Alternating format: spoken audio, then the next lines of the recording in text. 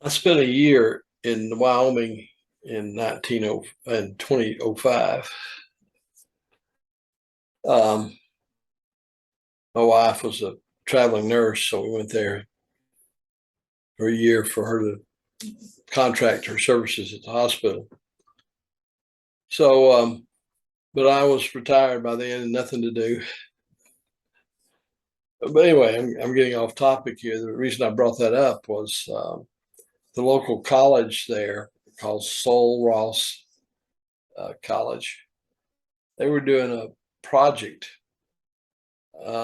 trying to get on videotape all the old pioneers who were still alive before they passed on. And I saw one of them that they did. They interviewed uh, the King Ranch out there was the biggest ranch around. Now you got to remember, in West Texas, unless you had at least 10 contiguous sections of land, that is 10 square miles, you weren't considered a rancher. And the King Ranch at its peak was probably 100 sections of land. But anyway, they came out there. Mrs. King and her husband were the pioneers that came out there when it was all brand new for the white settlers. The Indians hadn't given up yet, and so they were constantly threatened with Indian uprisings, etc. But in the interview, she was dressed in I'd call it an Annie Oakley type skirt, and strapped to her waist was a Colt 32 automatic pistol. Now, remember, in that day and time, and maybe even today in Texas, as long as the weapon wasn't concealed, you could wear it and didn't require a permit, or you could have it, as long as it was not concealed. Uh, but anyway, in the thing that kicked off the Mexican-American War was when Pancho Villa crossed the border, and at a place near present-day Sanderson, Texas, robbed a train. Well, I guess the powers that be were itching for a fight anyway, so they basically dispatched the U.S. Army down there to chase him into Mexico and do him in, I guess. So anyway, Mrs. King's husband volunteered to go on the initial posse that was trying to chase him down, and but he was afraid to leave her alone lest she get caught up in an Indian raid or something. So she went with him on that trek down to Mexico to try to find Pancho Villa.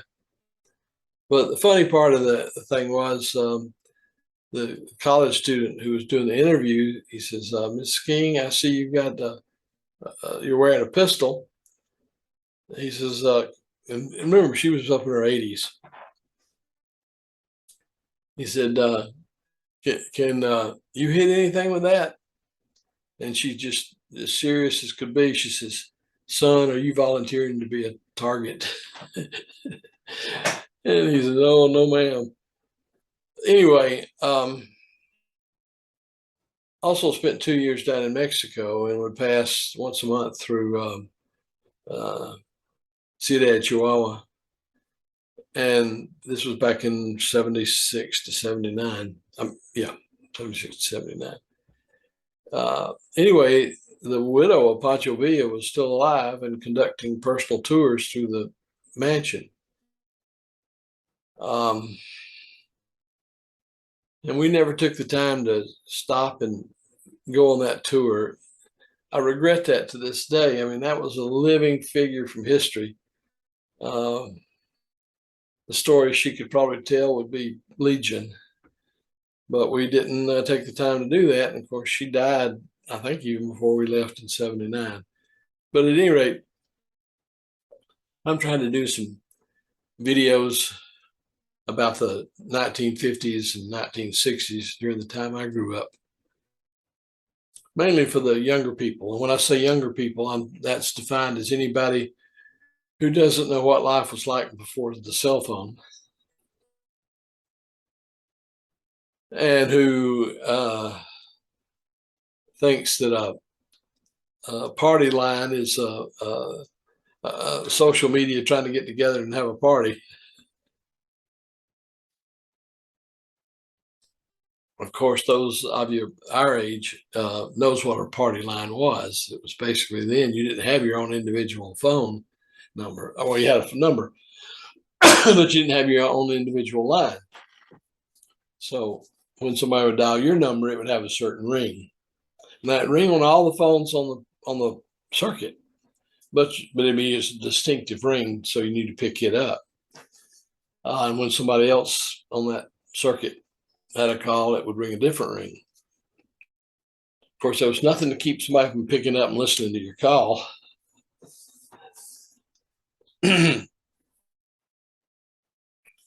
It turned neighborhood gossip into light speed, or speed of sound anyway. So it's things like that the younger people are not even going to know what that was. So I want to take a few minutes and try to describe some of the things we did back in the 50s and 60s. Now, I fondly remember the time. My mother's father owned 21 acres of ground out near Stone Mountain, Georgia. And he had 3 children to whom he wanted to divide that property up. So each of them got 7 acres. Of course, it was side by side. Heck of a time for me to get a call. Anyway, but we were planting a garden and it went over. In other words, weren't real concerned about the property lines between the property of my aunts and uncles. So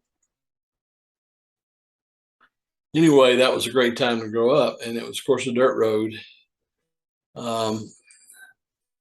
Memorial Drive, which is now a 6-lane monstrosity. Back then it was paved, but it was 2 lanes.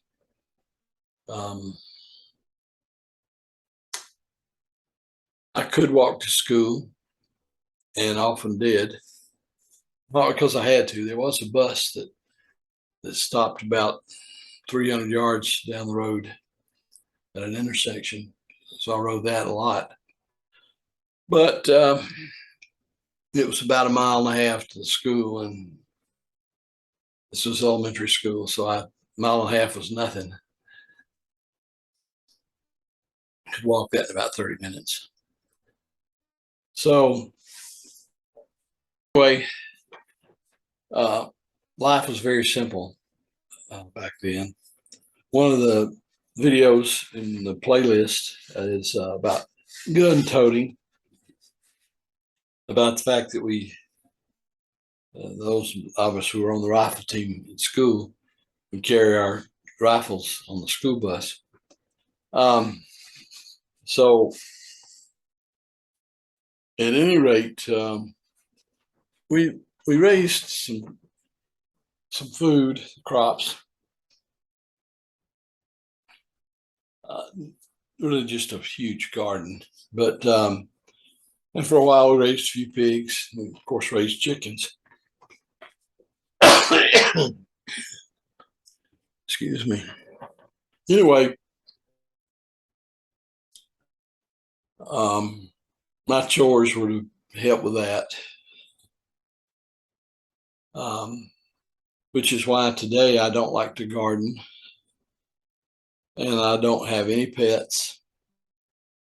Because back then, if you had an animal, it was most likely going to be for food. We'd have a dog, but we'd never feed it anything but table scraps. And there was a cat that roamed around and never was let inside, of course. And if it didn't find some rats or snakes or something to eat, it would starve. So simpler times, but my dad at the time, I think, was making about $45 a week. He worked for Eastman Kodak, so that was a good job actually. But even the fact that was real money back then, and still that was we couldn't afford, for example, a new car. That would have been totally out of bounds. In fact, for a long time there, my dad would walk up to the Stone Mountain streetcar and go down to the Kodak offices down on Peachtree Street. And then later, when that was closed, he would the car we had was old. I think it was a 38 something, with the running boards on it. And Mom would take him to Sam's Crossing. Anyway, it was a point on the outskirts of Decatur, Georgia, and he'd get on the streetcar there. Many years later, of course, we did away with streetcars and put in electric trolleys. They'd probably like to have those back today. But anyway, the times were simple. I had a pony, and I would meet up with some friends from elementary school, and we'd ride around Stone Mountain. Stone Mountain's 7 miles around the base, so it was an all-day thing. And did that a few times. It's nice. But anyway, we had to make our own fun. That was before, I think we had old black and white TV, but nothing came on until the evening because everything had to be live. There was no way to tape the programs. A little later, they were able to take movie film and transfer that as it ran to the TV. It's very poor quality, but hey. That was back in the day when all the cameras were made from vacuum tubes. They were huge. Oh, man. So they would have to turn them on, and they had a test pattern that they would point them at. When they first turned them on, it'd all be blurry. When they finally got heated up enough, that test pattern would finally sharpen up. But they'd leave that on for several hours before they were going to go live. Things like that. Schools were much different back then. We didn't have any problems. The teachers, it was yes, sir, yes, ma'am. We had no bullies, no troublemakers, because back then the principal on his own authority could expel a student forever. So if you had any student inclined to violence or disrespect, he just disappeared. You didn't see him anymore. So anyway, that made for some really, in other words, school is what it should be today. That is a learning experience, not a free-for-all. To put that in perspective, my first job after college was teaching school. That was in 76. Man, how things had changed. So I did that one semester, and I knew that wasn't my calling. The first day I taught, the principal came to the door of the classroom, knocked on the door, and went outside of the door to see what he wanted. He said, "I hate to tell you this, but you're going to have a student escorted in your class today about lawyers." I said, "What's going on?" He said, "Well, he's been indicted for aggravated assault for breaking the leg of the security guard at Kmart across the street."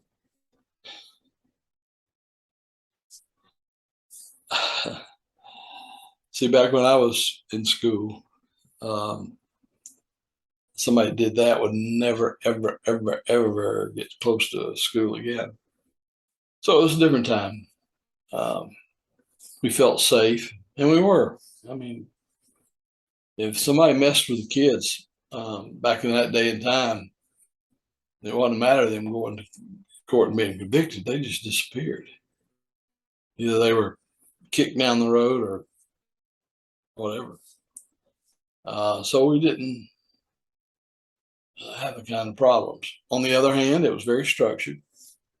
Also, it was Jim Crow days, legal segregation.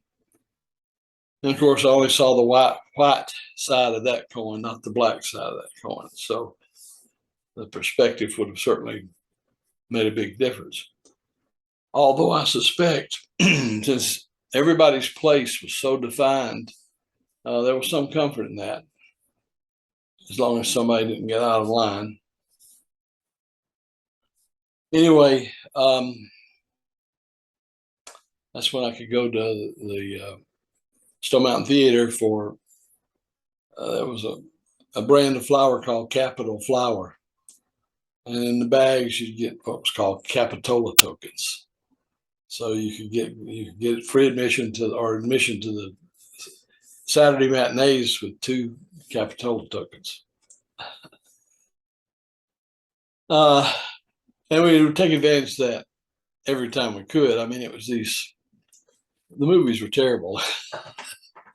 It's the one where the damsel is tied to the railroad track and the hero looks like he's not going to make it in time, and you have to wait until the next Saturday to see the miracle that transpired to get her free. But the main thing was, in the summer, it was air conditioned. And in the 50s, you just didn't have air conditioning in the home unless you were very, very rich. Anyway, so different times. I'm not going to pursue any more on this video. It's going to run long anyway. But I'm going to continue this series and put them in a playlist called Fit 1950s. And if you ever want to know what it was like back then, trust me, it was not Fonzie's on Happy Days. Well, maybe a little of that from time to time, but mostly not. All right, I'm going to end this now. If you like this, please press like, subscribe, and et cetera, et cetera.